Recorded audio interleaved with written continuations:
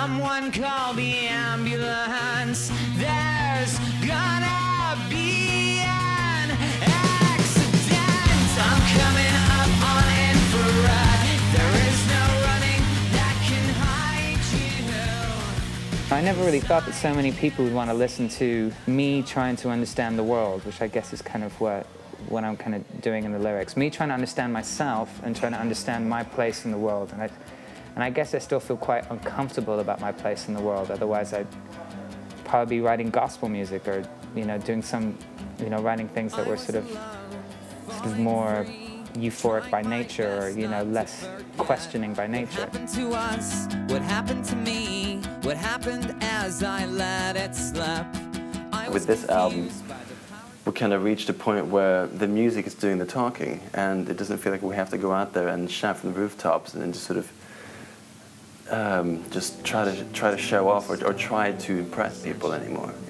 We kind of did that for a long time, and in the way that we dressed, in the way that we behaved, in the way that we were speaking in the press. It was really a case of, come on, man, just listen to us. We're not just dance, but we're not just Pure Morning, and we're not just these transvestites, this faggot little band. We are a proper musician, writing really good songs. This is another bunch of shots that we did which represent to us what we call the death of Nancy Boy, which is kind of, I think, kind of how we felt about this record, that we felt this record was quite a departure for us.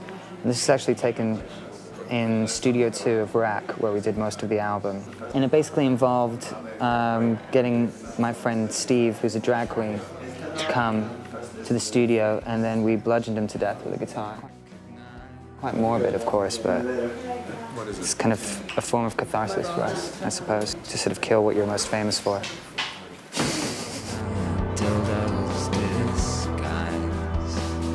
Basically, the motto for this album has been, we must try it.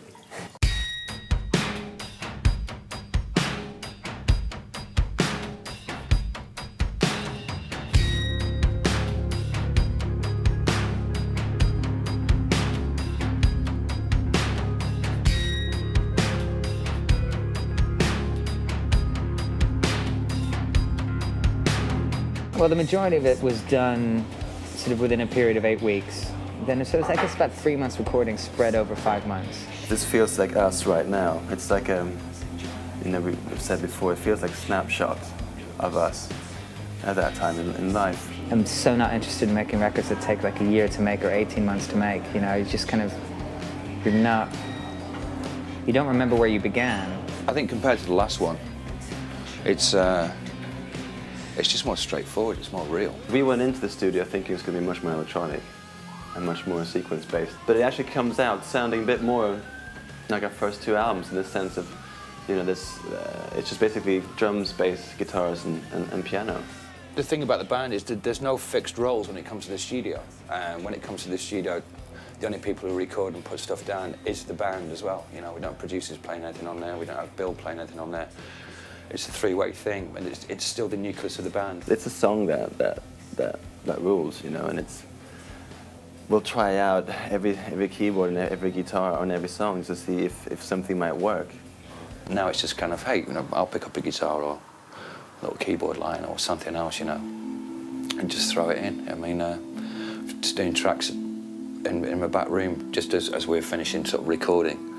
And just looking for other songs and, put 6 or 7 ideas down, CD, put them to the band and go, what do you think of that? And it's really embarrassing, but the band, boys like that, brilliant, brilliant, rest of it's shit, but those 2 great.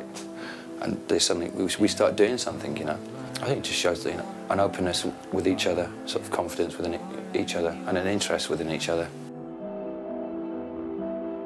Well, about 4 years ago, we started working with Dimitri Tikavoy as a producer, and we did sort of B-sides and we did cover versions together. I think Dimitri's done, a really good job this time, and I'm really pleased the way he's pushed the band. We come in with a song and we like the way it sounds. Dimitri will come and say, but no, let's see it from this angle or that instrument. He didn't want us to be complacent. In a band, the 5th album can easily be going through a routine and kind of falling into a pattern of writing and just seeing things in one way. And I think Dimitri kind of slapped us a little bit out of that, which some days was really frustrating, and some days we hated him. We kind of let ourselves be open in that way. We let ourselves to be that vulnerable. I think what I've been trying to do more and more so since Without You I'm Nothing, our second album, is to try and express the core emotions of what it is to be alive. The sense of feeling lost, you know, the sense of trying to find an identity, the sense of confusion, falling completely in love, you know, falling out of love, being hurt, yeah, being disappointed with yourself. But what I've been trying to do is to try and refine that with each record and to try and say it in more and more simple ways, you know, in more and more direct ways. And perhaps the songwriting has gotten a little bit more sophisticated, but what's coming across is more simple. I've been trying to use less words to communicate grander themes. Strobe.